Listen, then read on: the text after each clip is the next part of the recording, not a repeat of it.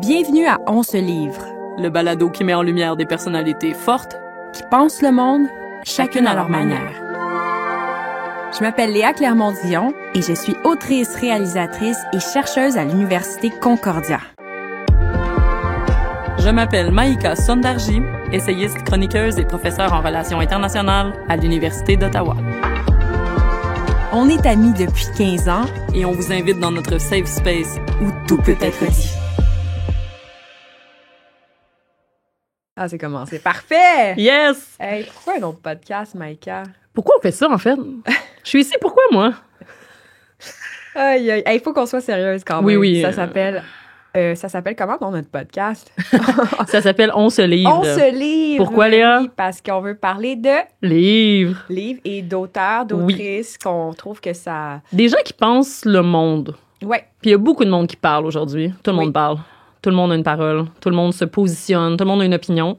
C'est vrai, ça? Oui, mais il y a des gens qui travaillent des années sur un sujet, puis eux, on les entend moins. Mais c'est ça. En fait, Maïka, j'ai envie que tu me parles de ton intuition, en fait, de faire le balado, parce que c'est toi qui est venu me chercher. Je pense qu'il faut mettre aussi un petit peu en contexte là, les gens à la maison. Parce qu'il y a quelques années, j'ai fait « Elle parle ». Puis on s'était rencontrés dans ce contexte-là. Oui. Et j'avais un petit bébé dans les bras qui s'appelle Elio, qui a maintenant 5 ans. Ça n'a pas de bon sens. Ça n'a pas de bon sens, là. Ça n'a pas d'allure. Demain, il va aller au secondaire. Là. Mais tu sais, j'ai arrêté de le faire. Pas que j'aimais pas ça. C'est juste que j'étais tellement fatiguée. J'ai eu un deuxième enfant. Je suis déménagée. Le procès, écoute, ça avait plus d'allure. Je pouvais plus continuer. Mais là, quand tu m'as dit « Hey, on fait-tu un balado? » Je me suis dit « Maïka va m'élever, va m'amener ailleurs. » Donc, ça m'a tenté. Mais toi, pourquoi tu voulais faire un balado? Je pense parce qu'on est amis puis parce qu'on va avoir du plaisir. Oui! Tu sais, parce que c'est le genre de discussion qu'on a, nous, en prenant un verre de vin, nature, chez vous, ou, tu sais, entre un café, on jase de livres, on se dit les derniers livres qu'on a lus, puis qu'est-ce que ça nous a fait penser sur le monde, comment ça nous aide à comprendre la société. Puis c'est pour ça que je t'ai proposé ça. Je me suis dit, mais il me semble que ce serait le fun. Aussi, on se voit pas assez. Oui, c'est vrai, parce que Maïka est prof à l'Université d'Ottawa. Oui. Au département de développement international. Oui, mondialisation. Et là, je suis partie loin, dans la contrée de la capitale nationale du Canada. C'est une ville que j'aime. Moi aussi. C'est une ville que j'aime pour ses petits endroits agréables. Doux. Mais parfois, olé, malgré ce qu'on peut penser. Oui, mais qui ferme tôt quand même. Puis à 1h du matin, si tu veux sortir un jeudi soir, faut que tu saches où aller. Mais moi, j'adore ça. On va pas faire de blagues plates sur Ottawa. Et moi, j'habite à Gatineau. C'est vraiment, en tout cas, un beat de vie super le fun. Le parc de la Gatineau est incroyable. Bref, je pourrais faire un podcast complet sur mon amour pour la région de l'Outaouais. Mais ça serait pas intéressant. Ce serait pas si intéressant.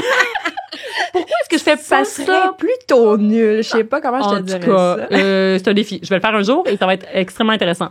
Mais je trouvais que aujourd'hui, dans les médias traditionnels, les grandes émissions là, de télé ou de radio, on invite plein de monde a des opinions, des chroniqueurs, des idéologues. Mais les auteurs, je trouvais les autrices ou des gens qui sont des militants, par exemple, des activistes, mais qui ont réfléchi le monde, qui écrivent beaucoup, mais qui sont pas tant que ça invités. C'est pas tous les intellectuels qui sont intéressants à inviter, mais... Non, effectivement, il y en a qui sont un peu moins communicateurs ou vulgarisateurs. Mais dans le fond, moi, c'est ça que j'ai aimé aussi de ta proposition parce que on lit beaucoup et on les voit pas, les auteurs et les autrices, dans des entrevues de long format. Alors, dans les prochaines semaines, on va rencontrer des auteurs, des autrices d'ici, d'ailleurs, puis on va parler avec ces personnes-là qu'on aime. Des gens intéressants, qui ont quelque chose à dire, puis qui sont bons pour le communiquer. Parce qu'au Québec, on est chanceux quand même. Là. Il y a plein de gens qui écrivent des livres qui sont extrêmement bons pour expliquer simplement les choses, puis on n'a pas toujours le temps de lire 10 essais dans une session. Non, vraiment pas. Moi, j'ai de la difficulté même des fois à lire parce que, je sais pas, le soir, je suis tellement des fois fatiguée, mais la littérature me permet quand même de me calmer, de me détendre, me fait du bien. Je dis que j'ai de la difficulté parce que avec des jeunes enfants, je trouve qu'on est fatigué. Je lis moins que je lisais quand j'étais ado. C'est clair. Mais je réussis toujours à lire. parce que ça me fait du bien. Mais jamais je vais me forcer à lire quelque chose que j'aime pas. Sincèrement, je suis pas capable. Non, mais là, il y a des gens... Mon chum lit Platon avant de se coucher. Hein, puis là, moi, je suis en train de scroller TikTok. Je suis comme... mais des essais... On va vous en présenter qui sont quand même plus... Pas faciles à lire, mais quand même plus faciles à lire. Tu sais, c'est pas de la grosse théorie, mais quand même, ça nous aide à comprendre le monde. Oui, exactement. T'sais. Mais des essais, là, parlons-en, c'est parce que je trouve qu'au Québec, on valorise pas assez les essais. Vraiment?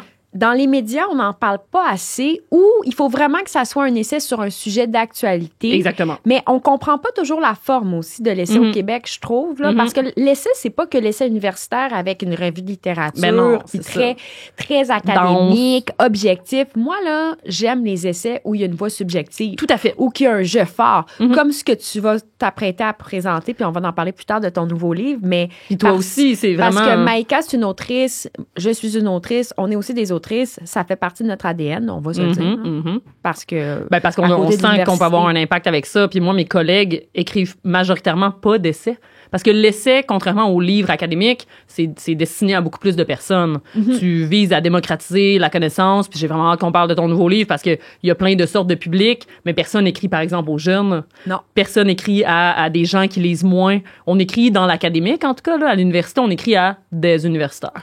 C'est un gros problème. C'est un problème. Ça devrait pas être ça. C'est un vrai problème parce qu'il faut sortir de l'université, il faut sortir, écoute, il faut se décloisonner, il faut parler aux gens. Tout à fait. Puis toi, Maïka, aussi, c'est ça que tu fais depuis quelques années, là, aussi. Maintenant, t'es chroniqueuse à Zone Info, à RDI. Oui, au Devoir, depuis quelques temps. Puis tu vois, les seuls textes dont les gens, les textes dont les gens me parlent le plus, c'est quand je raconte une histoire, par exemple, de mes parents, mon père qui est indien, ma mère qui est blanche, puis ils se marient. Puis là, ça m'amène à parler du mariage mixte. Puis là, c'est quand j'y vais avec du personnel. Puis je pense que c'est pour ça que les gens te connaissent autant, parce que ça a tellement parlé aux gens, le fait de parler du corps, mais en parlant de ta propre expérience, parler de la difficulté de porter plainte, mais en parlant de ta propre expérience. Puis c'est pas... c'est un style qui, pour moi, est aussi intellectuel ou intelligent ou tu sais, universitaire, mais ça réussit à parler au monde beaucoup. Mais c'est que je pense que moi, à un moment donné, j'ai compris, ou j'ai réalisé que je trouve que l'intime, c'était aussi politique. Et qu'on a beaucoup dénigré pas les témoignages, mais les prises de parole qui étaient invisibles. Et je trouve que c'est important de parler avec sa voix, sa subjectivité. Des fois, je trouve qu'il y en a qui prétendent être objectifs, puis parler. Tu sais, tu le sais, là, tout le monde au nom de l'universel, tu le sais, je veux dire, tu t'inscris dans une tendance critique de ces voix-là. Tout à fait. Comme moi, je te parle avec mon objectivité, je veux dire, c'est quoi tout, tu sais. Et finalement, on invisibilise beaucoup de voix. Donc, c'est Carole Anish qui disait que le privé est politique. Ben oui, mais c'est parti avec ce slogan-là dans les années 70. T'as raison, c'est un slogan féministe, mais de la manière dont on en parle, mais c'est une manière très concrète d'appliquer ce slogan-là, c'est-à-dire, on peut écrire de la théorie ou en tout cas écrire des recherches, mais en utilisant le privé. Puis ça, comme tu dis, mais pourquoi on l'a déprécié? Parce que c'était des femmes qui étaient dans le privé, puis tu sais, des hommes dans le public, puis là, les intellectuels, les universitaires, c'était des hommes. Puis quand on pense à c'est quoi un expert de quelque chose, c'est un homme en habit qui parle d'une certaine manière. Puis là, nous, on est là, chill, autour d'une table, puis on parle d'idées quand même, puis je pense qu'on va valoriser du monde qui pensent un peu différemment aussi. Oui, on espère parce qu'on entend souvent les mêmes personnes. Oui. Les mêmes personnes. Puis on est toujours dans une société, je trouve, quand même, du spectacle. Faut puncher, faut chicaner. Faut, écoute, être dans la polarisation. On peut aussi dialoguer là, de façon plus nuancée. Peut-être que certains de nos extraits vont susciter des controverses. On sait jamais. On n'est jamais à l'abri d'une controverse. Nous ne sommes pas étrangères aux controverses, mais sans dire qu'on va juste entrer dans le débat, mais c'est de parler d'idées qui peuvent nous aider. Puis ça se peut qu'on confronte des gens, mais en même temps, je pense que c'est important. Dans le fond, il faut valoriser toutes les sortes de connaissances, pas juste les gens qui sont d'accord avec nous, mais je pense que ça va être le fun. Oui! J'ai hâte, j'ai trop hâte. Donc, c'était quoi notre petite liste d'épicerie? On a expliqué le balado. Est-ce que vous l'avez compris? À la maison. Ah non, j'aille ça, là, mon Léa est devenue prof, puis là, depuis ce temps-là, elle est très pédagogique. C'est dégueulasse. Mais c'est parce que depuis que mon fils est entré à la maternelle cette semaine, on dirait que j'imite le professeur d'école. Mais tu sais, je suis même pas dans la classe. Mais j'imagine comment il parle. Elle parle. Fait que là, je deviens de plus en plus éducatrice. C'est quoi son nom, madame? Madame Roxane. Madame Roxane. Allô, Madame Roxane. Coucou, Madame Roxane. Mais je la connais pas, tu sais, mais je me sens comme pédagogue pour les tout petits. C'est vraiment lourd. Je suis tannée de ça. Oui, là, je dis, il faut vulgariser, il faut parler à tout le monde, mais je sais pas si on va vous parler sur ce ton-là. Tu sais, je pense qu'on va quand même. Imagine que la fille à vire. Alors, les amis, vous êtes prêts? On va vous parler d'un livre aujourd'hui. Mais donc, on se connaît depuis... Oui, on se connaît de... 15 ans. C'est notre anniversaire, c'est notre anniversaire. Ceux qui nous écoutent et qui n'ont pas vu, on s'est touché la main. C'était un moment de grande intimité. Mais il y avait un consentement à se toucher la main respectivement. Très important. Je veux juste le dire spécifiquement. Mais on se connaît depuis 15 ans déjà. On s'est rencontrés au Burkina Faso. Ouais. Bon, c'est la façon de le dire, mais on s'est rencontrés dans le cadre d'un projet d'initiation à la coopération internationale. On pourrait faire une pub pour ça. Un Québec sans frontières. Mais on était très naïve, très jeune. Jeune et folle, oui. Mais toi, pourquoi tu t'étais inscrite à ce programme-là? En fait, c'est un programme qui nous envoyait 3 mois donc dans un pays spécifiquement où on faisait de la coopération internationale. Et nous, c'était le Burkina Faso. Et c'était un programme de radio. Donc, c'était quoi dans le but de notre projet? Ben, c'était... Mais toi, t'étais encore plus jeune que moi, là. J'avais 18 ans. 18 ans. Moi, j'avais peut-être 21, là. Mais moi, j'étudiais déjà en journalisme, puis à l'UQAM. Puis c'était pour travailler dans une radio. Je me sentais pas, puis là encore là, le trait féminin, tu sais, je me sentais pas assez bonne pour appliquer un stage à Radio-Canada. Puis je me suis dit, bon, ben, je vais aller travailler quelque part en communication. Puis c'est un stage spécialisé. Moi, aujourd'hui, je suis assez critique. Là, on a déjà parlé à Elle parle, ton ancien podcast, mais je suis assez critique des projets où on envoie des jeunes pendant quelques semaines. Non, on l'est tous, là. Maintenant, on regarde ça avec du recul, puis on se dit, mais nous, au moins, c'était 3 mois, puis c'était spécialisé. T'sais, on avait tous un background en journalisme, communication, radio. Fait qu'il y a certains trucs que je pense qui étaient utiles qu'on fasse. D'autres, comme les formations qu'on donnait aux gens pour leur expliquer... les bruits à la radio. On se souviendra que Léa a imité une chèvre devant une salle de Burkinabé. Bon, ça, là, je veux juste mettre en contexte parce que juste une petite seconde avant que les gens pensent que je suis dingue. Mais c'est parce qu'il fallait faire une formation sur quoi donc? Une formation sur comment faire un reportage radio? Comment faire un reportage radio. Et j'avais expliqué qu'il y avait eu un bruit inopiné qui pouvait arriver lors de l'enregistrement. Et ce serait quoi un bruit inopiné, Léa? Et j'ai fait un bruit de... chèvre. Comme si t'enregistres ton émission puis à un moment donné t'as une chèvre. C'est un bruit inopiné. Pourquoi tout ça? En tout cas, on a fait ça.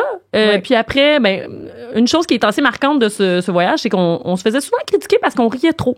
On riait trop fort parce que les femmes qui rient trop dans l'espace public, c'est sûr que c'est dérangeant. Comme Kamala Harris. Comme Kamala Harris, comme Valérie Plante. Oui. Des gens qui sourient trop, qui rient trop, là, c'est souvent, on les prend plus au sérieux. Non, c'est vrai. Mais nous, on rit et on est sérieuse. C'est ça, donc... Mais donc, voilà. Donc, ça fait 15 ans et aujourd'hui, on a des études derrière nous, des parcours de vie des enfants. Toi, un doctorat en relations internationales. Oui. Toi, un doctorat en pensée politique. Pensée politique, philosophie politique. Et beaucoup trop d'années à l'université, finalement. Maintenant, toi, t'es professeur, moi, je suis chargée de cours, puis on fait plein d'affaires. Documentariste. Et enfant chéri du Québec. Et oui, une fille qui aime la vie, quoi. Tu sais, des filles qui aiment la vie qui font un podcast. On va au fond des choses. Oui. Mais donc, c'est quoi, toi, le fond des choses? Est-ce que tu veux qu'on parle de ton livre? J'ai hâte, là, on dirait. OK, attends un peu. J'ai-tu une crotte de nez? Non, ça va. OK, c'est bon. On te coupe tout ça au montage. Non, garde-le. C'est bon. Ça t'humanise. Ça m'humanise si j'ai une petite bestiole dans le nez. Non, ça va bien. Mais c'est parce que, tu sais, des fois. Oui, tu veux qu'on parle... Attends un peu. Moi, j'ai pas fini sur l'épisode du Burkina Faso. Oui. Parlons-en. L'épisode du Burkina Faso, qu'est-ce qu'on a retenu de cette expérience-là le plus? Je veux qu'on y revienne quand même. Moi, honnêtement, quand même... je peux faire une déclaration. C'est que c'est à ce moment-là que j'ai réalisé que t'étais une personne extraordinaire, que j'avais envie d'être ton amie, mais que t'étais vraiment une bonne amie. Tu sais, on s'est vraiment rapprochés, mais rapidement. Puis là, tu peux penser, OK, ça va être une genre d'amitié de voyage, puis après, on va revenir, puis on se parlera plus jamais. Mais fascinant. Ça fait 15 ans. Non, puis je trouve que dans ce genre de contexte-là, là, au-delà de faire de la radio, puis c'était intéressant de faire de la radio dans la brousse quand même, puis prendre la moto, puis tous les amis qu'on s'est fait aussi sur place à Bamfora, c'était vraiment incroyable. Moi, je séjournais dans la maison de la présidente de l'association des femmes Moniou de la Comoué. Laurence Sema, qui était présidente, c'était la femme qui s'occupait pas de l'organisation. Mais de l'organisation. Mais il y a Ousmane aussi qui veut sûrement écouter le podcast. On aime encore beaucoup. Ousmane, on te salue. À Bamfora, on t'aime. Qui est devenu un grand animateur de radio là-bas. C'est vrai, hein? Puis Ibrahim aussi. Caboret, qui a immigré au Québec, qui est devenu un entrepreneur vraiment à succès. Non, ça a vraiment créé, je pense, sur le long terme. Mais c'est des liens, je trouve. Ouais. Et quand tu as 18 ans, 19 ans, puis que tu te retrouves là, dans un pays que tu connais pas. Moi, j'avais pas voyagé du tout. Là, j'étais allée à Cuba une semaine avant. Ben, pas une semaine avant. Pendant une semaine. Pendant une semaine, j'étais allée à Cuba quelques mois avant. Là, j'arrive à Bangkok et j'ai trouvé ça extraordinaire comme expérience, mais confrontant aussi. Ouais. Et c'est le lien que tu crées avec les autres. T'sais, on est un groupe de 8. Il y a du monde à qui on parle plus. D'ailleurs, je prends l'apéro tantôt avec Naël Chia, avec qui on était au Burkina Faso. Bonjour Naël. Bonjour Naël. Avec Sarah, en fait, sa copine, qui a réalisé le documentaire Les Essentiels. Ah oui, hein. Ben, tu vois, tout est dans plug, par ailleurs. Oui. Mais non, mais tout ça pour dire que ça forge la jeunesse, les voyages, quand même. Tout à fait. Mais moi, c'est ça, ces voyages-là, je suis critique. Puis j'ai quelqu'un qui m'a demandé d'ailleurs récemment, est-ce que je peux venir dans votre cours parler d'un voyage humanitaire pour les jeunes de 4 semaines où les jeunes vont s'occuper d'enfants ou construire une école, des trucs comme ça. Puis je suis très critique parce que ça leur apprend, en fait, ça leur dit, ben vous allez aller dans un pays du Sud global, puis vous allez aider les pauvres personnes là-bas. Mais comme tu dis, ça forge. Nous, ça nous a changé, ça nous a appris plein de choses. Moi, c'est pour ça que j'ai étudié en développement international. Mais pourquoi est-ce qu'on serait pas allé là puis rencontrer des gens qui font des choses? Ben, c'est l'espèce de white savior, finalement, qui s'impose dans ce contexte-là. Mais je pense qu'on était capable d'avoir un esprit critique, même à l'époque. Moi, à un certain moment donné, ce que j'aimais pas non plus, on peut être critique quand même de cette expérience-là, c'est effectivement l'espèce de cliché du jeune blanc privilégié qui s'en va expliquer le monde au Sud global, entre guillemets. Ça, c'est extrêmement malaisant. Puis, je veux dire, je sais pas si ça se fait encore. Ben oui, c'est ça le truc. C'est ça, c'est vraiment comment tu le fais puis qu'est-ce que tu donnes comme image aux jeunes que tu envoies parce qu'entendons-nous, ça influence plus les jeunes qui vont partir que la communauté locale souvent, mais c'est correct. Tu sais, nous c'était, comme je dis, c'était un peu moins pire parce que c'était spécialisé tout ça. C'était moins pire puis je sentais que c'était un vrai échange puis que en fait c'est une expérience pour tout le monde d'échange qui était assez intéressant, interculturel. Mais là après moi ce que j'aimais pas c'est aussi faut suivre la ligne de l'organisation, faut pas critiquer l'organisation. Il y avait toutes sortes de règles aussi un peu politiques finalement. Est-ce qu'on si comme jeune on n'est pas un peu instrumentalisé là, on envoie des jeunes blancs bien paraître, mais qu'est-ce qu'on fait concrètement pour aider le pays réellement en aide directe, en financement d'aide directe? Ça, c'est une autre question. Tout à fait. Puis l'organisation, dans le fond, ils veulent l'argent. Est-ce qu'ils veulent vraiment accueillir 8 jeunes sans expérience? Puis dans le fond, c'était plus du mentorat pour nous. Ils nous mentoraient, ils nous ont appris plein de choses. Pour certains trucs techniques, là, de genre, ils venaient de se faire donner des ordinateurs, je pense, de l'organisation de la francophonie. Fait qu'il y avait des petits trucs techniques qu'on pouvait aider à expliquer, des trucs comme ça. Mais sinon, c'était plus nous, là. Puis c'est... Bref. Mais je pense que c'est important d'avoir un esprit critique quand on fait ces activités-là ou ce genre de programme-là, de garder ça en tête. Mais moi, j'ai aussi réalisé dans ce parcours-là que le droit international ou le développement international, parce que moi, j'avais commencé en droit international, là. Je commençais l'année suivante en droit international. Je trouvais que c'était bureaucratique. Et en fait, je me suis rendu compte que ce qui m'appelait dans ce genre de truc-là, c'était peut-être plus l'aide directe, être sur le terrain, dans l'adrénaline, vraiment pouvoir être utile en temps de crise. C'était ça qui m'appelait, mais l'aspect bureaucratique, moi, m'avait refroidi. Ben oui, puis il y a plein de gens, finalement, on finance beaucoup de gens qui travaillent dans les bureaux en Occident, plus que des gens sur le terrain. Fait que comme tu disais tantôt, je pense d'envoyer de l'argent, peut-être, ce serait peut-être plus... Mais tu as quand même continué en développement international. Donc, qu'est-ce qui t'a amené vers ça malgré tout? Ben c'est justement ces critiques-là. Moi, j'avais déjà voyagé avant parce que ma famille vient de Madagascar. Fait j'étais allée à Madagascar avant. Puis là, de voir le Burkina, puis de voir les problèmes avec l'aide. Puis justement, ma thèse, finalement, mes recherches principales, c'était sur comment est-ce que la Banque mondiale, qui est comme l'organisation la plus importante de développement international, comment elle inclut les populations où elle travaille, ce qu'on appelle les populations locales. Est-ce qu'elle les inclut, puis comment elle les inclut? Puis là, on voit que depuis les années 90, elle les inclut beaucoup plus. C'est plus vrai là que tous les projets sont juste écrits à Washington, D.C., puis les populations ont rien à dire. Sauf que quand même, quand une équipe de la Banque mondiale interagit avec, je sais pas moi, des femmes d'un village au Sénégal, ben c'est pas vrai qu'ils interagissent d'égal à égal. Il y a comme un rapport colonial, nord-sud qui se développe forcément.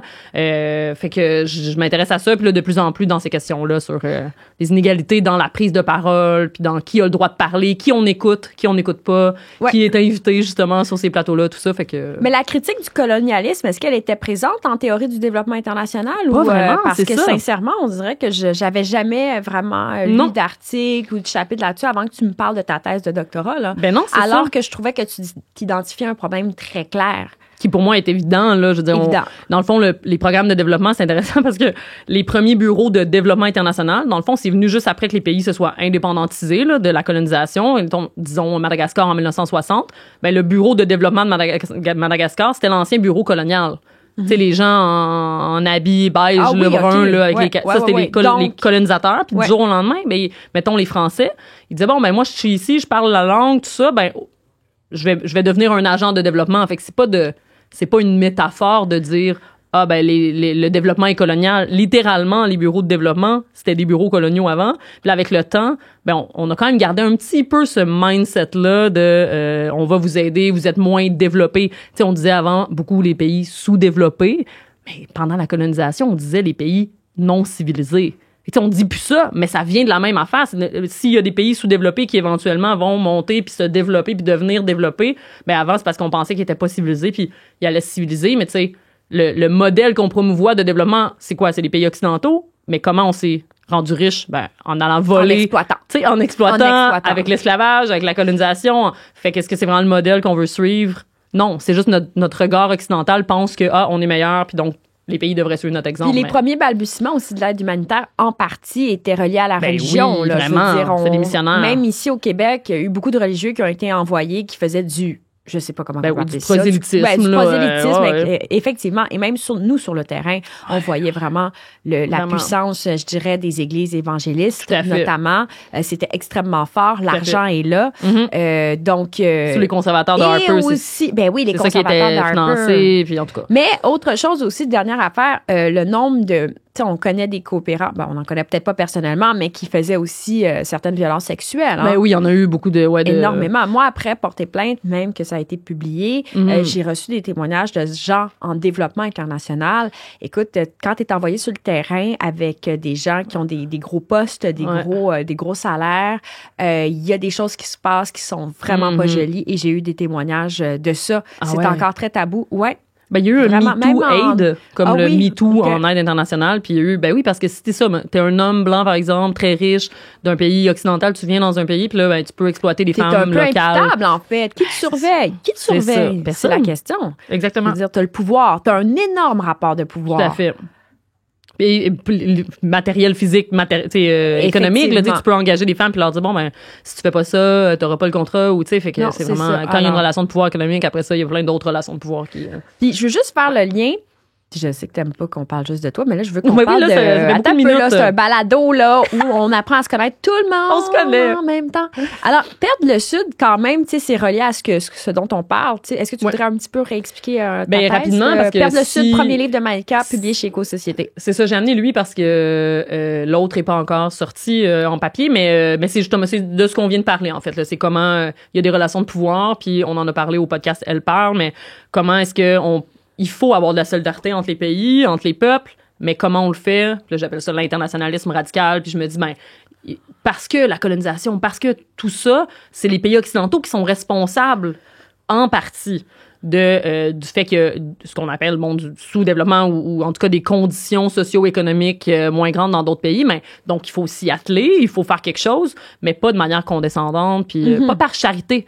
sais, par justice. Moi, quand je paye mes impôts à la fin de l'année, là, je pense pas que je suis en train d'aider les pauvres au Québec. Mais pourquoi est-ce qu'en coopération internationale, quand on aide, on a comme un peu un sentiment de charité puis de condescendance. Mais comment tu l'appliques, ça, l'internationalisme radical? Est-ce que c'est par des instances ou c'est plutôt, en fait, c'est parce que le problème, c'est aussi des instances verticales, là, de pouvoir vertical. Il faut que ça vienne de l'horizontale, il faut que ça vienne de la base. C'est ça, mais c'est à tous les niveaux. C'est à la fois dans les organisations internationales, comment les organisations agissent avec les populations du Sud, quelle politique on adopte par rapport aux règles économiques, par rapport à l'égalité des gens, par rapport à plein de choses. Mais ça, souvent, c'est au niveau multilatéral. Comment on règle la crise climatique?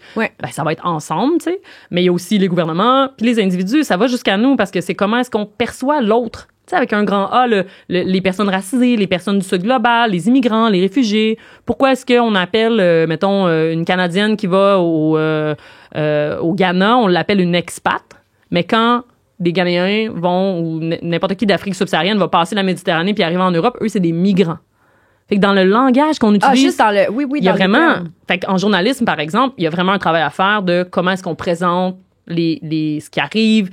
Quand il y a des gens qui meurent dans la Méditerranée, rapidement, ça devient une statistique, alors que, tu sais, c'est les 7 personnes qui étaient décédées dans le sous-marin, les millionnaires, milliardaires, c'est intéressant parce que je trouve que il y a quand même beaucoup de barrières, là, comme énormes. Puis, tu te rappelles de Laura Boldrini qui était dans Je vous salue salope. Donc, c'est l'ex-présidente du Parlement italien, Laura Boldrini. Elle est dans le film que j'ai fait qui s'appelle Je vous salue salope. Excellent, mon Dieu, si vous l'avez pas vu encore. En ligne. Et Laura Boldrini, en plus d'avoir été politicienne, avant, elle était à l'ONU et elle s'occupait, elle était responsable des réfugiés. En tout cas, elle avait un énorme poste, un très gros poste, et elle s'occupait quand même des réfugiés en Europe, puis justement de ce genre de situation catastrophique. Et il faut se rappeler que Laura Boldrini a vécu de la haine en ligne, ce qu'on présente dans le film Je vous salue salope, de par Matteo Salvini, Beppe Grillo, le mouvement d'extrême droite populiste. Pourquoi? Parce qu'elle était féministe, mais aussi parce qu'elle défendait l'immigration, parce qu'elle défendait justement les plus démunis. Non seulement ça, on a attaqué son passé à l'ONU parce qu'elle s'occupait des réfugiés et qu'elle avait justement, je trouve que ça aurait été, c'est une défenseresse en quelque sorte de l'internationalisme radical comme tu l'écrit dans le livre Perdre le Sud, et elle a payé cher pour avoir défendu ces positions-là. Elle est anticolonialiste aussi. Clairement, elle a des positions. Oui, mais ces positions-là sont pas, écoute, on se fait traiter de tous les noms, là, Italie, toi et moi, puis on va en parler. Mais là. En Italie, c'était particulier. Il y a encore beaucoup de racisme en Italie. Ben, partout. Ouais, mais en Italie, c'est ouvert. T'as Giorgia Meloni comme première ministre en Italie, donc de frange d'extrême droite. Là. Oui. C'est ça, en Italie, c'est étonnant parce que dans les gouvernements, des gens élus qui vont dire des choses complètement... Oui, c'est hallucinant. Alors qu'ici, on a une petite gêne quand même. C'est hallucinant, on est rendu où? D'ailleurs, le balado, je pense que c'est aussi dans cette ère-là de polarisation où il est de plus en plus difficile de discuter sans se faire attaquer ou de... Exactement. Je veux dire, il y a des positions là qu'on tient et qu'il est difficile d'exprimer dans l'espace public. Il y a des gens qui ne veulent pas nous entendre dire exactement. Puis ça réfère quand tu parles du blanc de la victime dans Salut ça va, de comment est-ce que dès que tu dénonces quelque chose, puis là quand tu dénonces même tes agresseurs, ben c'est toi qui te fais menacer, humilier. Tu sais, c'est la parole en général des femmes, mais des gens qui vont dénoncer les inégalités est pas tant acceptée. Puis souvent dans certains journaux, dans certains chroniqueurs vont dire mais c'est comme si c'était les gens à gauche ou les woke qui ont toute la parole, alors que finalement c'est pas vrai que la parole de quand on dénonce des inégalités, quand on est éveillé aux inégalités, cette parole-là est pas tant que ça acceptée facilement.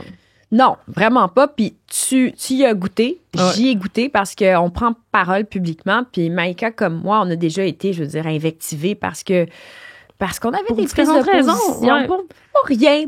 Sais-tu quoi? Pour un non-sourire à tout le monde en parle. Ouais. Une fois, il est arrivé quelque chose. Ben, le non-verbal de Léa. Ça me dérange pas, mais ça me dérange pas personnellement. Je m'en fous. Ça fait 15 ans, moi, que ça dure. J'ai une carapace, mais c'est pas acceptable. Non, exactement. Mais moi, c'est pas acceptable. OK, on peut-tu parler des livres? J'ai assez hâte de parler de ton livre. Puis on s'en reparlera de ça, là, la violence en ligne. On en parle tout le temps, c'est fatigant. OK. Les livres. Donc, on parle de quel livre? Tu veux qu'on parle de quel livre? Ben, on a beaucoup parlé de moi. Moi, j'ai envie de parler, surtout de Salut, ça va. Porter plainte, d'ailleurs. Premier, c'est quand? C'était l'année passée? Oui, on va mettre en contexte tout le monde. J'allais vous montrer mon ordi. Ben, tu sais, c'est ridicule, là. Ça marche pas. Je peux pas montrer l'ordi aux gens, ils sont pas là. Bienvenue en 2024. 15 ans.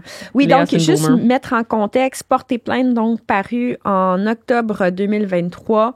Un récit, essai qui porte sur mon parcours, mon processus judiciaire. J'ai porté plainte pour une agression qui est arrivée quand j'avais 17 ans. Je déconstruis toute cette expérience-là, mais plus que ça, je m'intéresse à l'institution judiciaire, au pouvoir de l'institution judiciaire, de ceux qui travaillent, les magistrats, les avocats de la défense, la rhétorique en cours, comment elle est chargée, comment le blâme de la victime n'est jamais bien loin finalement.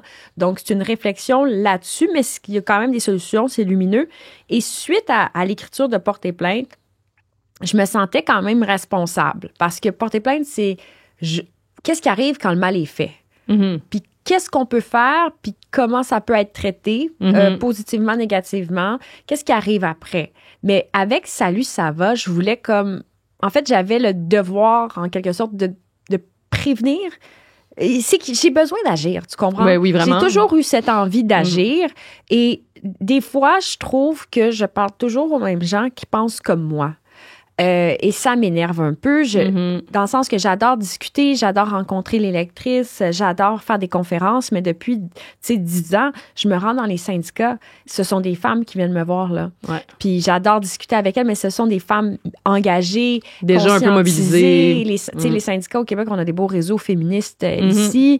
Mais sinon, tu sais, à un certain moment donné, je me dis, je peux plus. C'était confrontant pour moi de dire, j'ai l'impression que je me parle à moi-même. Ouais. Puis que je me parle dans ma tête. Puis à un moment donné, il fallait ouvrir la voie à d'autres. Puis le fait d'avoir eu un fils, ça a changé ma perspective des choses. Mais aussi le fait d'avoir rencontré Vivek Venkatesh, qui est mon directeur de postdoctorat. Nouveau, pas ton patron, là, mais le là, chercheur avec qui tu travailles. Il est rendu doyen à McGill, mais il était avec moi donc au postdoc.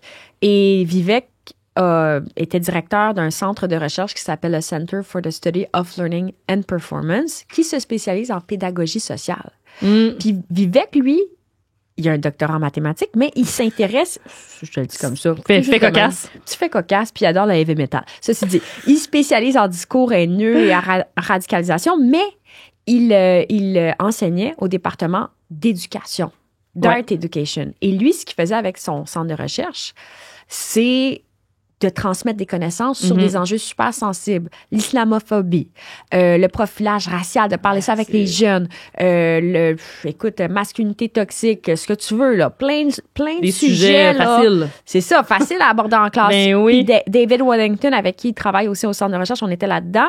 Et là, moi, j'étais un peu inspirée de cette volonté de parler. C'est ça que j'ai retenu avec Vivek, c'est de parler à ceux qui t'écoutent pas. Mais j'ai l'impression que tu parles vraiment à tout le monde. Porter plainte, pour moi, c'est vraiment... Tout le monde devrait lire ça, tu sais, à tout âge. C'est vraiment grand public, mais profond. Puis tu utilises ton expérience pour avoir des réflexions sur le système judiciaire. Fait que c'est pas juste ton expérience de femme avec l'agression. Non. Je suis contente que tu vas pas trop dans le détail de tout ça. C'est vraiment sur ton processus de porter plainte.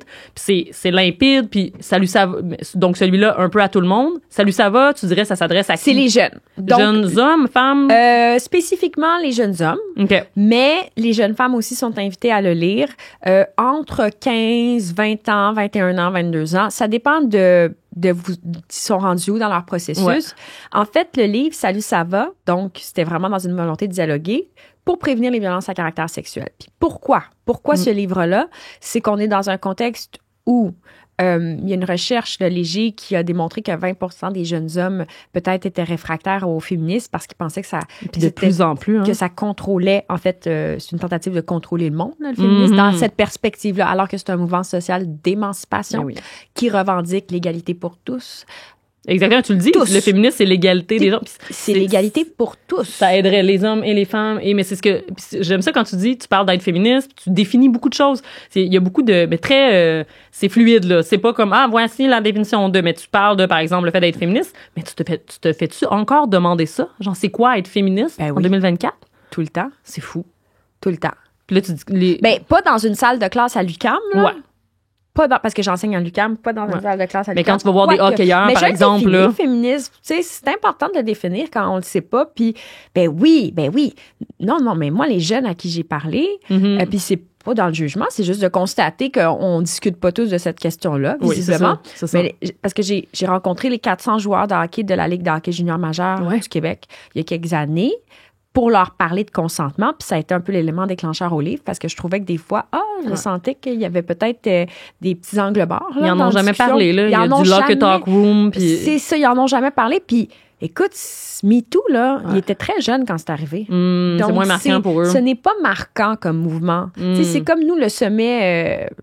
à Seattle, ou c'est pas l'altermondialisme, ou le sommet des Amériques. Là. C'est pas notre... C'est flou dans notre tête. C'est pas notre génération. Eux, ça les a pas marqués particulièrement. Ils voient plus le backlash du MeToo. On dit tout le temps la cancel culture, etc. Donc, d'abord, le livre, c'était de revisiter un peu ça, mais de dire aussi, c'est quoi le consentement? C'est une autre affaire, là, que tout le monde prend pour acquis. Oui, tout le monde sait. Non, absolument je m'excuse. Mais comment se fait-il qu'il y a encore des gens qui pensent que avoir une relation sexuelle avec quelqu'un qui dort, c'est acceptable? Puis, comment ça se fait que il se passe encore autant de violence dans les écoles, puis dans les... Tout à fait. Alors, la notion de consentement, là, je suis désolée, on n'a pas fini d'en entendre parler. C'est une notion qui est nouvelle dans l'espace public. Ben, exactement, puis les gens ne comprennent pas nécessairement. Puis là, tu parles de plaisir sexuel. Oui. J'aime beaucoup ça. Le plaisir sexuel, c'est juste pour revaloriser, en fait. Dans le livre aussi, je parle à Estelle Kazilek, qui est une sexologue. Puis, tu sais, c'est elle qui m'a amenée. Elle travaille au Trois Sexes, qui est un organisme de sensibilisation sur la question. Puis elle revient justement sur l'empowerment, du fait de respecter l'autre, la bienveillance de l'autre, c'est sexy. Mais oui. C'est sûr que quand on a été conditionné à écouter de la porno ou qu'il y a de la violence à toutes les 5 minutes, je suis pas contre la pornographie, c'est pas ça, c'est de déconstruire un peu des schèmes, des représentations qui nous ont été imposées. Mais c'est Billie Eilish récemment qui disait qu'elle a tellement écouté de pornographie puis elle a réalisé aujourd'hui qu'elle toute sa vie sexuelle était influencée par ça. Puis qu'elle voulait avec ses chums au début, les premiers chums, elle faisait du BDSM puis elle acceptait tout, puis je pense que si on peut parler de plaisir sexuel, ça veut dire les hommes, les femmes, tout le monde, puis c'est pas juste les femmes. Il y a aussi beaucoup de jeunes hommes, premières expériences sexuelles, ils essaient de se prouver puis ils font des choses qui n'ont pas nécessairement de plaisir. Mais c'est peut-être ça, le consentement? Ben, c'est ça, exactement. Puis je pense qu'on peut prévenir des situations en parlant, en dialoguant. Mais tu sais, c'est pas pour dire « je change le monde avec un livre ». Vraiment pas. C'est ça, je trouve ça un peu fatigant aussi de penser non, je suis d'accord avec toi. Puis là, bon, faut relativiser l'importance de ce qu'on fait dans la vie, mais en même temps... La parole est importante. Je pense que oui. Puis justement, tu penses-tu que c'est pas ça le rôle des chercheurs? De parler aux gens, de chercher le changement social. C'est Karl Marx qui disait, tu sais, la recherche ou l'université devrait servir à l'émancipation, tu sais, à l'émancipation de la société. Je suis totalement d'accord avec toi. Mais la plupart des chercheurs font pas ça. Les chercheuses font pas ça. Puis depuis quand, en fait, c'est rendu mal vu de dire je suis chercheur et engagé, je suis un intellectuel engagé? Mais pendant longtemps, moi, les gens disaient ça, t'es une activiste chercheuse. Puis je disais non, pas du tout. Je fais de la recherche objective. Puis à un moment donné, je fais tu sais quoi? Oui, je suis une chercheuse. Disons, moi, j'utilise le terme chercheuse engagée. Parce que je pense que quand tu commences à voir des inégalités, des choses qui fonctionnent pas, c'est... Ah, j'aime ça comment tu le dis. Faut que tu le changes. Faut l'assumer. Ben, je pense que oui. C'est juste que, des fois, moi, les gens disent tout le temps, toi, t'es une militante, te présentes comme une militante, mais... Comme c'est l'inverse de intellectuel. C'est soit t'es une chercheuse, soit t'es une militante. Mais c'est juste que... C'est drôle, mais ma construction identitaire, c'est pas ce qui me vient en tête quand je pense à moi. Tu sais, je trouve qu'il y a des militants qui sont vraiment... Il y a toutes sortes de façons de faire du militantisme, mais pour moi, le militantisme, j'en ai déjà fait, puis là, c'est pas ce que je fais. Sincèrement, je suis plus dans la réflexion, je suis dans la création, je suis une artiste, je suis une autrice, mais... Je suis à l'université, je suis une chercheuse, mais en ce moment, je me trouve pas militante. Et c'est pour ça que quand le terme avait été utilisé, je pense que c'était pour un portrait dans Québec Science, puis il voulait m'appeler activiste, chercheuse, puis comme effectivement, je trouvais ça pas prétentieux, mais pas correct face à mes amis militants activistes qui font ça de leur vie puis qui se battent tous les jours. Puis c'est une certaine forme d'engagement social. Moi, ce que je fais, c'est de la recherche engagée. C'est-à-dire que je pense que ma recherche doit servir le changement social. J'essaie un peu comme tu disais tantôt, d'avoir pas des opinions, mais de la recherche qui démontre certaines choses, peut-être des propositions. Recherche-action aussi. Tout à fait. Moi, je fais de la recherche-action. C'est ça que j'aime. Et recherche-création, mais recherche-action...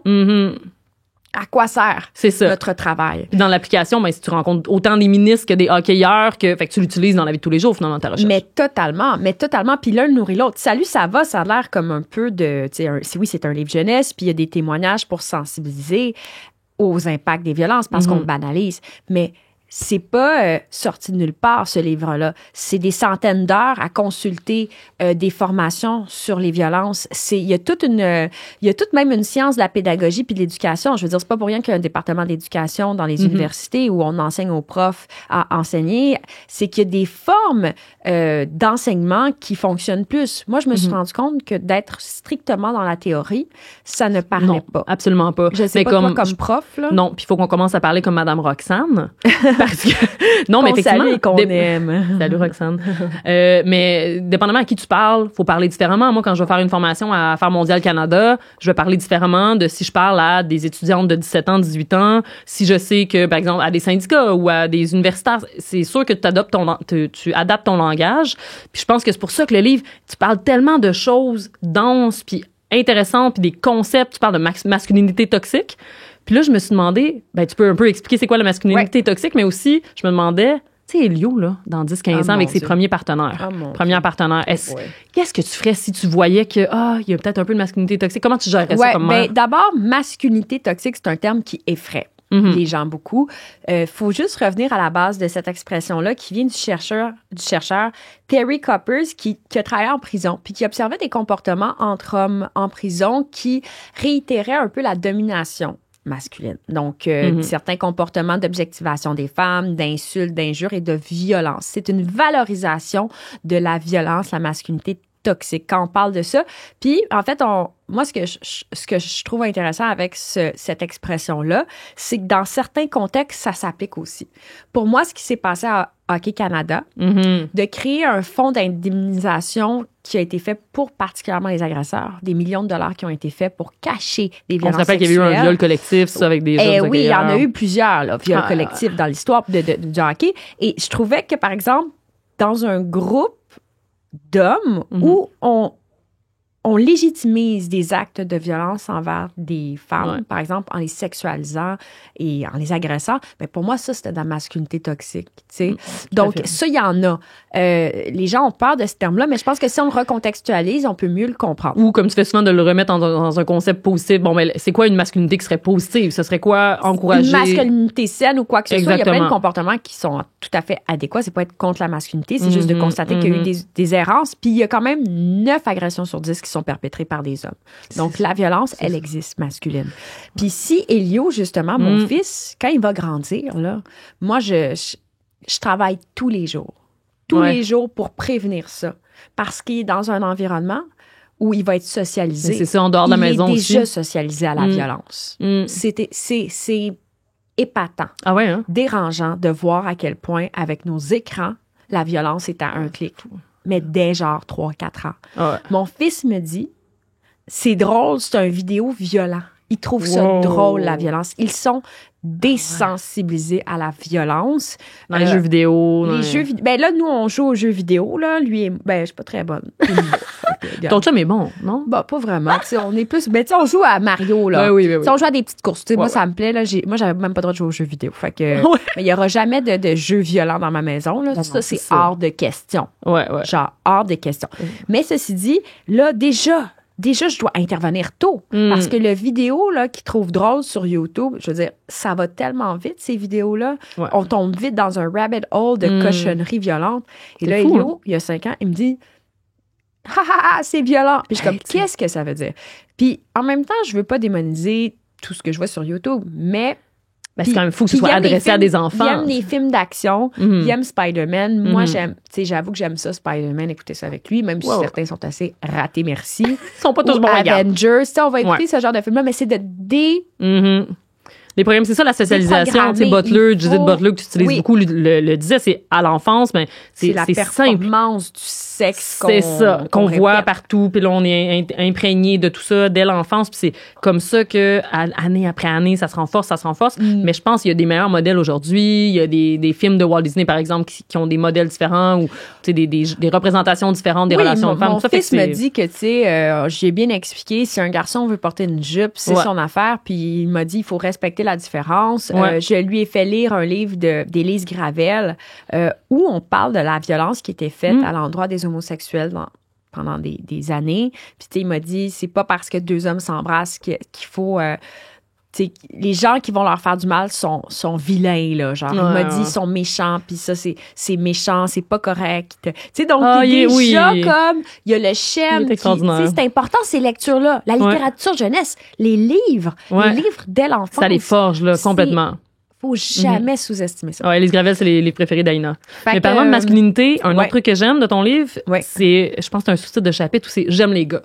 Fallait que je le dise. Ben oui, parce que quand on est féministe, là, on se fait dire qu'on n'aime pas les gars. Puis toi, surtout, là, je l'ai vu, là, tu sais, des genre anti-homme, anti-ça. Non, mais ça, faut revenir là-dessus. J'aime les gars. Ben oui, ben c'est ça. Puis je trouve ça intéressant. Puis un gars que t'aimes particulièrement, que j'aimerais qu'on aborde, là, c'est Daniel. Oh my God. S'il y en a un qui se battait contre la masculinité toxique, puis je trouve que tu le remercies, puis j'aimerais ça que tu le fasses, tu sais. Ah oui, on va le faire à l'oral. Mais je veux juste dire, j'aime les gars parce que j'ai étudié énormément de discours antiféministes dans ma thèse de doctorat, et un des éléments qui revient toujours quand on est féministe, c'est de dire « t'haïs les gars ». Puis je comprends qu'il y a des gens qui ont de la colère à l'égard des gars. Je peux comprendre. Par exemple, en dating, c'est pas facile. Puis des fois, on peut tomber dans une amertume, puis je le comprends. Puis je comprends aussi que cette violence-là dont on voit, qu'on entend parler, en ce moment, on est dans l'affaire Mazan en France, où une femme a été agressée sexuellement, je veux dire, par des peut-être 80 hommes, mais c'était orchestré par son mari. Donc, on comprend la colère.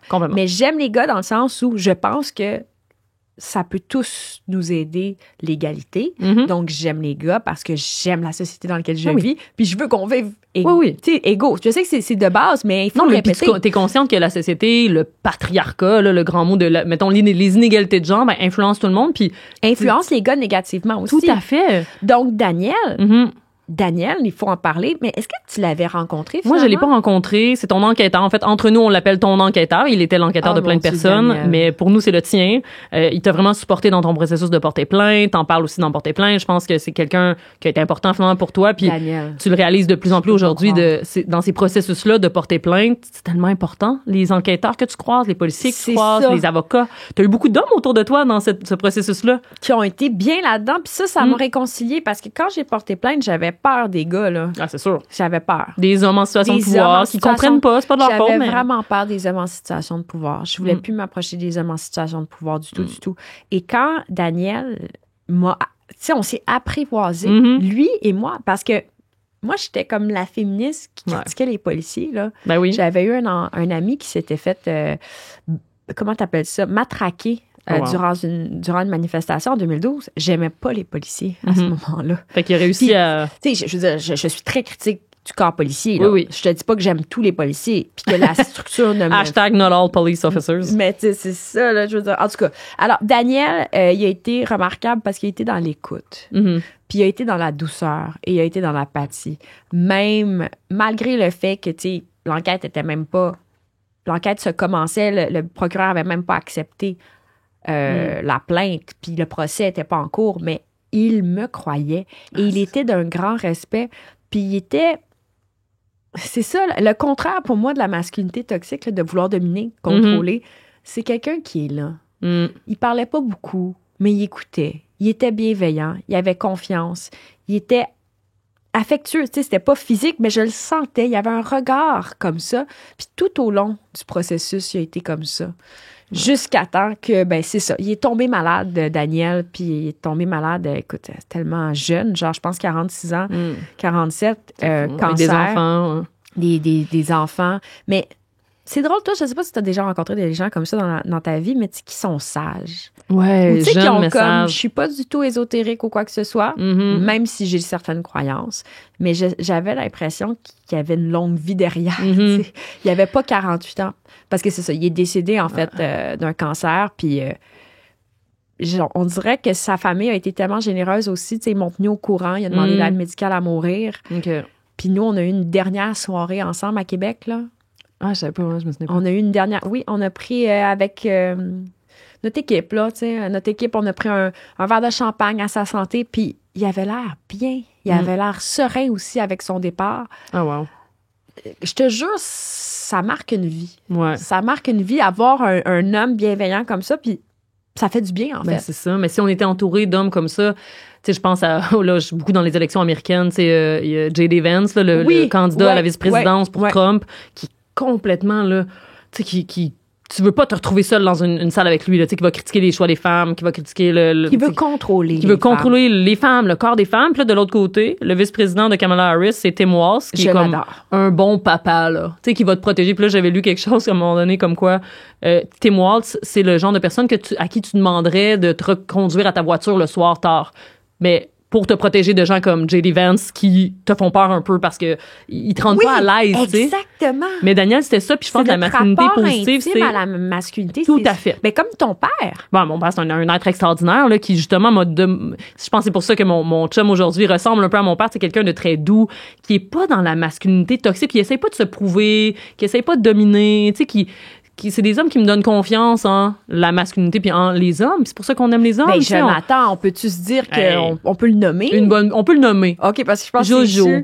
Ben oui, Jonathan Durand-Folco, mon mari. Nos conjoints respectifs, parce que ça fait partie de la vie, quoi. Mais on va l'appeler perdrix. On va l'appeler petite perdrix. On va avoir des codes dans le balado. Donc, on va parler de Jonathan, on va dire que c'est une perdrix. Puis on va dire comme si vous voulez un rabais sur telle affaire, mais faut vous nommiez le surnom de, c'est des codes secrets. Non, on va pas faire ça. Non, mais perdrix, c'est un philosophe. C'est un doudou. Mais d'ailleurs, parlant de ton papa, là, on va parler de ton livre. Tu viens d'où? Oh mon Dieu, j'ai tellement été émue, Maïka, en lisant ce livre-là. J'ai été émue, j'ai appris, j'ai compris. Je ne peux pas croire que je suis passée à côté de ce livre-là parce que tu l'avais pas écrit. C'est sûr qu'il n'existait pas. Il n'existait pas. Mais c'est quoi? Je peux pas croire que j'ai passé à côté de ça. À la fin de l'intro, je cite Toni Morrison, une autrice américaine, une des plus grandes autrices que j'adore, là, c'est dans mes meilleurs romans à vie, qui dit, s'il y a un livre qui n'existe pas dans l'espace public, ben, écrivez-le. Non, mais pour vrai, là. Pour de vrai. Alors, ce que tu fais dans ce livre-là, c'est que tu expliques finalement, je vais pas dire biracialité, hein, c'est pas le terme qu'on dit. Il y a des gens, il y a Magali Lefebvre, qui est une autre autrice qui a écrit un livre, d'une femme biraciale. C'est ni comme mon père, ni comme ma mère. Super bon livre. Puis elle utilise le terme biracial. Sa mère est blanche, son père est haïtien, puis c'est un mix de deux origines. Mais moi, tu sais, c'est pour ça que mon sous-titre, le titre, c'est Tu viens d'où? Le sous-titre, c'est Réflexion sur le métissage et les frontières. Ouais. Parce que moi, tu sais, ma mère est canadienne-française, blanche, tu sais, d'origine française sûrement. Fort. Elle est d'origine française dans nos ancêtres. Puis mon père est de Madagascar, mais d'origine indienne. Donc, il est indien, il est pas blanc. Donc, ce qui fait que moi, je suis métisse. On utilisait le mot métisse avant, mais là, je fais un peu un retour sur la terminologie. Là. Moi, je me suis déjà appelée mulâtre. Mais c'est très intéressant quand tu reviens sur l'origine des mots, hein. Ouais. Sur les mots qu'on utilise. Mulâtre, je l'ai souvent entendu. Oui, puis on disait ça avant, mais ça réfère à la mule. Parce que la mule, c'est le mix entre un âne puis un cheval. Puis ça donne un être qui est la mule, qui est infertile. Puis ça a amené à plein d'approches eugénistes, là, de gens, des scientifiques qui voulaient améliorer la race humaine. Puis là, ils disaient, les gens métis, dans le fond, les gens mulâtres, ils vont être infertiles. Ils vont être moins résistants aux maladies. On va être moins intelligent, on va être plus mêlé. Donc, c'était tu vois, j'ai appris. Quand tu parlais de ça, de cette notion-là, en fait, du caractère, je savais d'où venait le terme, mais le fait que c'était utilisé aussi pour dire, dans une perspective de déterminisme social, ça, c'est pas bon, je veux dire, c'est pas bon pour l'avenir, la race humaine, etc. J'ai trouvé ça absolument déshumanisant et dégueulasse. Parce que c'est ça, dans le fond, le livre fait partie, c'est évidemment il y a une question de racisme, de colorisme. Il y a aussi Alessandra Devoulski qui a écrit un super bon livre sur le colorisme. Mais moi, j'essayais de moins y aller de manière frontale. Là, voici, il y a du racisme. Puis, parce que bon, j'ai écrit des trucs un peu plus là, frontal. On rentre dedans, plus frontal. Mais même Perdre le Sud, c'est un peu plus critique, tout ça. Mais pour moi, Tu viens d'où? C'est des réflexions sur ça, le métissage, sur les mariages mixtes, sur comment est-ce qu'on a commencé à accepter les mariages mixtes, comment est-ce que dans l'espace public, il y a de plus en plus dans les films, dans des publicités. Les représentations aussi médiatiques que tu analyses. Exactement. Ça, j'ai beaucoup aimé également. Mais parce qu'avant, c'était tellement pas accepté. Là, il y a récemment, quelques années, il y a eu une publicité de Cheerios, par exemple, où c'était très plate. Là. Une famille à table au déjeuner qui jase de trucs, puis là, la petite fille mange des Cheerios, peu importe. Mais là, c'est un papa noir, une maman blanche, puis une petite fille racisée métisse. Ouais. Puis là, ça a fait un tollé. Là, les gens aimaient pas ça, c'est pas une vraie famille américaine, mais c'est pas encore fini. Puis on l'a vu avec Roe versus Wade, tu sais, le fait que le jugement aux États-Unis sur l'accès à l'arrêt de grossesse pour les femmes aux États-Unis a été invalidé. Pour moi, là, ça m'a fait réfléchir, puis ça a été un des triggers de ce livre-là, parce que je me dis, OK, n'importe quel droit social peut être enlevé du jour au lendemain. Puis la question du métissage, la question du mariage entre personnes d'origine différentes, on n'en parle plus, mais qui sait si ça pourrait revenir sur la place publique? Oui, parce que tu expliques aussi, justement, historiquement, la législation qui était extrêmement restrictive et discriminante à l'égard de ces couples-là. Ben oui. Il a fallu, c'est en 1967, là, l'arrêt, toi t'aimes ça, là, les trucs judiciaires. L'arrêt Loving, où c'était un mari puis une femme là, d'origine différente qui se sont mariés aux États-Unis. Puis c'est la Cour suprême des États-Unis qui a légiféré, finalement, pour dire, ils ont le droit de se marier. Écoute, la police est arrivée chez eux la nuit pour les séparer dans dans le lit alors qu'ils étaient allés se marier à Washington, sont revenus dans leur État, puis ils étaient illégaux dans leur État. Comme aujourd'hui, une femme qui va aller dans un autre État se faire avorter puis revenir dans, mettons, au Texas, peut se faire arrêter, dénoncer. Donc là, puis un républicain... Le parallèle est excellent quand tu fais le parallèle entre Roe v. Wade, justement, comment tout ça a, je veux dire, tombé d'un jour à l'autre, alors qu'on est dans une montée, comme tu le dis en conclusion, de la droite réactionnaire, raciste. Elle existe. Mais nommons les choses ainsi. Donc, là, imagine si on décidait, les mariages mixtes, finalement, c'est plus tant d'actualité. Puis il y a un sénateur républicain, Mike Brown, je pense qu'il s'appelait, qui s'était fait demander ça en entrevue. Il dit, là, vous êtes pour le fait que les États légifèrent. Chaque État peut légiférer sur l'avortement. Est-ce que vous diriez la même chose, par exemple, des mariages mixtes? Puis là, il y a pensé. Puis de manière très honnête, il dit, oui, ce serait mieux que les États gèrent ça. Mais imagine, ça veut dire que... les États gèrent ça, ça veut dire que le Texas, soudainement, c'est illégal de se marier entre un homme noir et une femme blanche. Puis moi, mes parents au Canada, il n'y a jamais eu de loi officielle. Mais il y a eu... ça a été difficile. Puis même ma mère, quand elle est allée pour faire baptiser mon frère, en 87, le prêtre a dit non parce que il faudrait que tu réussisses à convertir ton mari. Mon père est musulman. Puis là, parce que ma mère avait pas réussi à convertir mon mari au catholicisme, il voulait pas baptiser mon frère. Après ça, il s'est fait taper sur les doigts par l'archevêché qui disait ça n'a pas de bon sens. Là. On veut, tu sais, des nouveaux... Donc, même pour mes parents, ma mère s'est souvent fait dire des trucs genre, tu te maries avec un noir, on sait pourquoi tu te maries avec un noir, des genres d'allusions sexuelles, des trucs. Un noir? Parce que c'était pas... Dans le temps, c'était pas... mes parents, mon père et ses frères, c'est dans les premiers non-blancs qui arrivent à Sherbrooke dans le temps. Il y avait une famille d'Haïtiens, puis c'était eux autres, tu sais. Non, mais c'est incroyable. Moi, ce que j'ai trouvé, là, tu sais, je te connais depuis 15 ans et j'ai compris ton histoire réellement. Ouais. Tu sais, dans les détails. Des fois, ça apprend l'écriture pour bien saisir, bien entendre, bien écouter, bien comprendre l'ampleur. Tu sais, moi, comment tu racontes comment ça s'est fait? Comment ta famille, en Madagascar, du jour au lendemain, s'est dit, on part. Il y a une grève étudiante qui a mal tourné, exactement. Il y avait de la violence. Mon oncle s'est fait tirer une balle dans l'épaule, puis il est arrivé. Puis je l'ai su récemment, puis mon père, mon oncle qui avait Nazir, qui a demandé l'aide à mourir d'ailleurs, puis qui m'a donné son livre, le livre de son histoire, un peu avant de mourir. Nazir? OK, oui. Ouais. Puis là, dans le fond, il explique dans le livre que il est venu ici, mais il savait même pas qu'on parlait français au Québec. Là. Il est venu au Canada parce que, il fallait partir, puis tout ça. Puis c'est pour ça qu'on s'est retrouvés ici. Il a croisé quelqu'un dans l'avion, un monsieur, qui regarde le jeune Indien de comme 17 ans, puis il trouve ça un peu bizarre. Là, l'Indien, il a pas de manteau, il arrive de Madagascar. Puis là, le monsieur, c'était un coopérant de Sherbrooke. Lui, il venait de Sherbrooke, mais il faisait de la coopération, il enseignait le français à Madagascar. Puis là, il a vu mon nom, puis il a fait « Sais-tu où tu t'en vas? » Ils sont arrêtés à Paris. Puis là, à Paris, le jeune Indien, Nazir, est resté dans l'avion. Puis là, il allait à Montréal. Puis là, à Montréal, le monsieur est allé voir mon oncle, puis il a dit sais-tu où tu t'en vas? Il n'y avait aucune idée, mon oncle. Il savait pas qu'il faisait froid. Il savait pas qu'on parlait français. Non. Il savait rien. Fait que là, le monsieur a dit écoute, il dit viens, je t'amène à Sherbrooke. Puis c'est pour ça qu'on s'est retrouvés à Sherbrooke. Fait que le livre, un peu comme toi quand tu fais ce que tu fais dans Porter plainte. Mais pour moi, écoute, c'est comme fou. Ben oui, puis en même temps, le livre avec les histoires, parce que c'est un mix entre des histoires puis des chapitres un petit peu plus politiques, mais grand public. L'hybridité est parfaite. Moi, j'ai adoré le ton, j'ai adoré... j'ai eu une discussion avec un auteur récemment. Je suis sur le comité éditorial de Montréal, puis des fois, j'enligne des auteurs qui savent pas trop... faire un essai, ça demande quand même un certain engagement. C'est des livres comme le tien, comme Porter plainte, comme Jean-Philippe Plot sur rue Duplessis, qui parle de transfuge de classe, mais il le fait en parlant de sa famille. Puis les gens, moi, je trouve ça plus humanisant. J'ai trouvé que c'est très, très touchant, ton livre, justement, de comprendre ce parcours-là. Comme je te dis, je l'avais pas saisi à ce point-là. Parce que c'est ça, c'est pas le genre... Les personnes mixtes, on en parle rarement. Souvent, je trouve au Québec, c'est soit noir, soit blanc, soit t'es racisé, soit t'es pas racisé, soit t'es raciste, soit t'es pas raciste, soit t'es... Puis là, moi, je suis un peu tannée qu'on s'oppose, qu'on est tout le temps en train de checker qui... Puis, les personnes mixtes, on habite, c'est ça que je fais une réflexion sur la frontière, on habite une frontière. Moi, là, est-ce que je suis blanche? Est-ce que je suis racisée? Est-ce que je viens d'ici? Je viens d'où? Puis quand les gens me demandent, tu viens d'où? Pour de vrai, je sais pas quoi dire. Écoute. Puis on est beaucoup comme ça.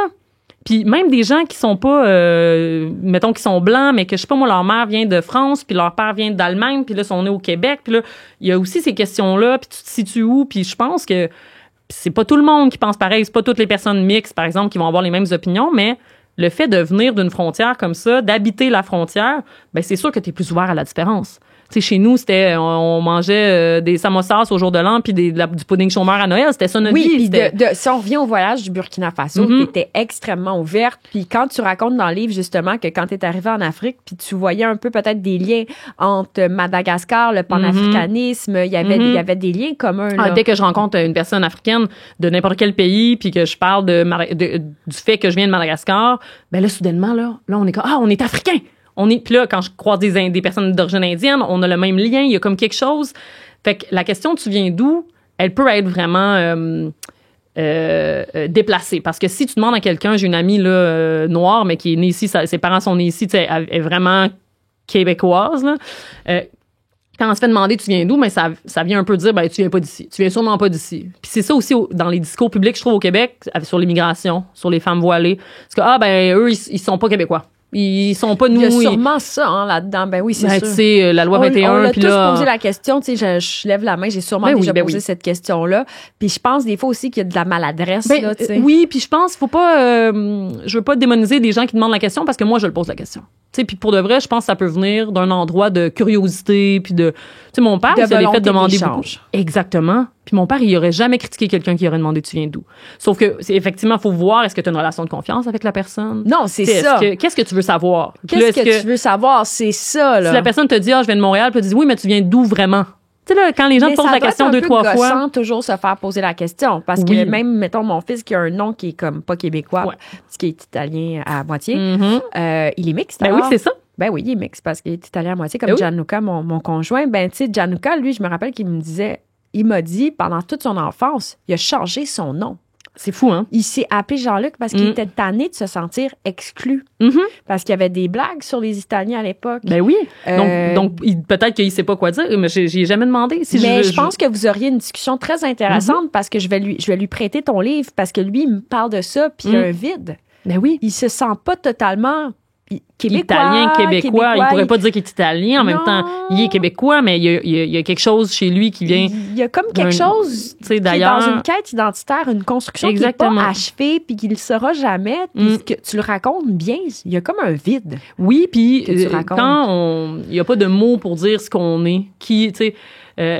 Où est-ce qu'on se situe, d'où on vient, tout ça. Ben, quand il n'y a pas de thème, ben, c'est difficile de le faire. Puis il n'y avait pas beaucoup de livres là-dessus. Tu sais, il y a le livre de Magali qui est sorti l'année dernière, mais il y avait vraiment un vide, je trouve, au Québec, il y a ces gens-là, des Québécois, des Québécoises, puis c'est comme s'ils n'existaient pas. Tu sais, c'est soit t'es l'un, soit t'es l'autre. Puis j'étais tannée, puis j'avais le goût de juste parler de nous, puis d'humaniser. C'est pour ça que je raconte des histoires aussi. C'est comme, mon père, là, il est keb. Il est tellement keb. Puis il aime ça dire, je suis plus québécois que toi parce que j'ai passé plus d'années au Québec que toi. Tu sais, le genre de...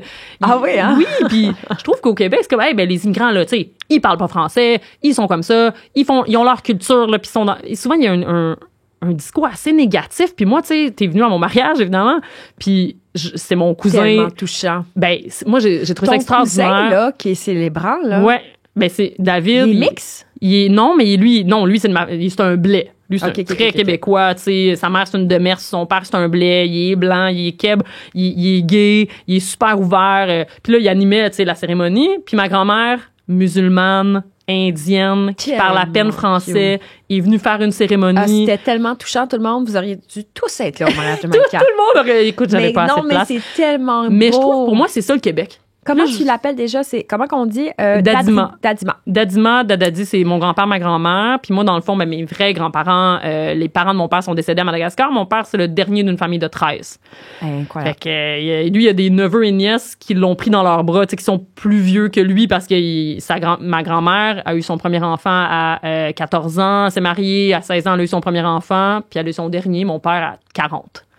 Fait que c'est vraiment un mariage arrangé. C'est tout un autre contexte. Oui. Moi, juste quand tu racontes ce contexte-là qui est totalement différent, c'est fascinant de voir, de constater que ça fait pas si longtemps non plus. Ben oui. Puis que, justement, on dirait que j'avais l'absence. Je savais pas ce bagage-là qui t'accompagne. Ben, c'est ça qui est le fun, je trouve, avec des essais où il y a un peu plus de personnel parce que tu te rapproches de la personne, je trouve, puis tu comprends peut-être des réalités. Mais moi, j'aimerais ça que ce livre-là, tu viens d'où, ce soit lu par des gens qui sont pas nécessairement mixtes, mais ont juste envie de rencontrer ce monde-là qui habite ici puis qui sont tout autant québécois, québécoises que toi, qui sont, tu sais, qui font partie de notre société puis dont on parle très peu. Mais Je pense que les 2 livres sont unis par la volonté de dialogue. Tout à fait. Ah, c'est une belle conclusion. On arrive à le dialogue entre Québécois, Québécoises, le vivre ensemble. Ben, pour vrai, on est dans un désir de démocratie.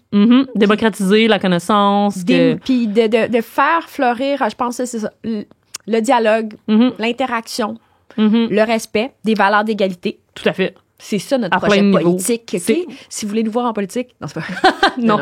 Demande-les à la on va se reparler de politique bientôt. Ceci dit, on n'a pas les livres en ce moment parce qu'on est... moi, je les ai oubliés. Le mien, il n'est pas encore imprimé. Donc, on va vous le montrer à un moment donné quand il va sortir parce qu'on va être contente. Mais vraiment, pour vrai, c'est à lire ce livre. C'est vraiment à lire. Parce que moi, je l'ai lu là, en 2 soirées, en 3h30. Ah non, mais moi, parce que j'ai adoré, là, parce que j'en reçois beaucoup de livres, j'en reçois énormément. Des fois, c'est pas toujours sont agréable. Pas tous, oui. Ben là, mais des fois, c'est plus ardu. Non, mais moi, Porter plainte, je l'ai lu tellement vite. Puis je trouvais ça émouvant. Mais Salut, ça va, là? Écoute, j'ai pleuré pour vrai plusieurs... L'histoire de Ray. Arrête. Mon Dieu. Je pouvais plus m'arrêter. Là, vraiment, c'était comme... Ben, moi, j'ai vécu des choses aussi, mais je pense qu'il y a beaucoup de femmes au Québec qui ont vécu des choses. Puis tu parles d'une manière que ça m'a touchée. Puis c'est un livre, tu sais, plus pour ados, mais moi, je suggère quand même à tout le monde de lire. Ça m'a vraiment, là...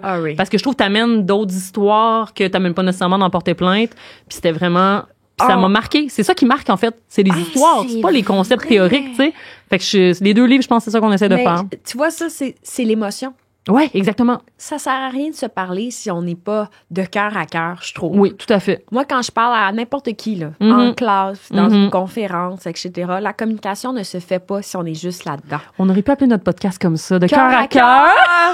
2 quétaines. 2 matantes qui parlent de cœur. J'ai pas apporté mon iPad. Envoyé de mon iPad. Elle fait semblant qu'elle est hip, là, mais elle a un iPad. Non, je suis zéro hip, là. Tout le monde sait que je suis out, là. Je sais même pas comment ça marche, TikTok.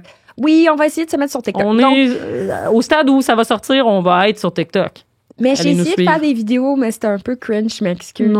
J'ai essayé quelque chose, regarde. C'était super bon. J'essaie des vidéos, comme faire des choses. Je suis pas toujours habile. J'aime ça que tu dis faire des vidéos comme avec ton iPad. Hey, en tout cas, là, il va falloir qu'on quitte Maïka parce qu'il faut qu'on aille faire quelque chose d'autre de notre journée. Mais c'était vraiment le fun comme premier échange. J'ai déjà hâte de te revoir avec plein de personnes intéressantes. On a-tu le droit de les nommer? Ou Takou qui nous choke. Takou qui choke. OK, bon, ben, y a-t-il une personne qu'on peut nommer? En tout cas, c'est sûr que Frédéric Bérard va venir pour Frédéric Bérard, Mélanie Boulay. José Blanchette, Aurélie Langto. En tout cas, ça va être bien le fun. Yeah. Ah non, on termine pas ça même. Comment on finit? Tu sais, mettons que j'avais parlé tout au long du balado avec une voix de radio, comme radio, hey, salut tout le monde! Vraiment content de ici aujourd'hui. J'adore! Hey, fait que, yo les jeunes, on va passer en musique avec Billie Eilish. On dirait que t'es comme animatrice dans une radio. C'était mon rêve. C'était rock détente. Ben non, voyons. Mais j'aime ça, là, c'est radio. C'était pas pour... Non, mais tu sais, il y en a que c'est trop. Il y en a que le ton, il est vraiment trop, là. Clairement. Tu sais, le matin à 6h du matin, là, t'écoutes pas... Ou, mettons, si on avait parlé puis on était super journaliste. Oui, comme à Radio-Canada, donc nous parlons de livres. Ou très sérieuse, tu sais, comme toujours, pas jamais de... Moi, ça m'énerve. On s'est donné une personnalité fausse, comme? Ouais. Mais qui sait, peut-être qu'ils savent. Peut-être que c'est des personnalités fausses en ce moment qu'on a. Peut-être que dans le fond, on est vraiment plate. Non, je pense que vous allez savoir comme c'est vraiment spontané, là, je veux dire. OK, il faut qu'on y aille tout le monde. On vous dit bye-bye. Bye! Écrivez-nous. OK, aimez notre page. Oui. On a-tu créé une page Instagram? On a une page Instagram, for sure. Oui, donc, on va l'appeler comment, notre page Instagram? Allez la voir. Oui, on se livre. Aimez, très important. On va avoir une page YouTube. Ouais. Tout ça. Je suis pas sûre qu'on dit une page YouTube, mais ouais, ça. Une page YouTube. Alors, merci d'avoir écouté. Aimez toutes nos publications. C'est bon pour notre estime de soi. Aimez-nous. Aimez-nous. Alors, bye. Bye. On se livre.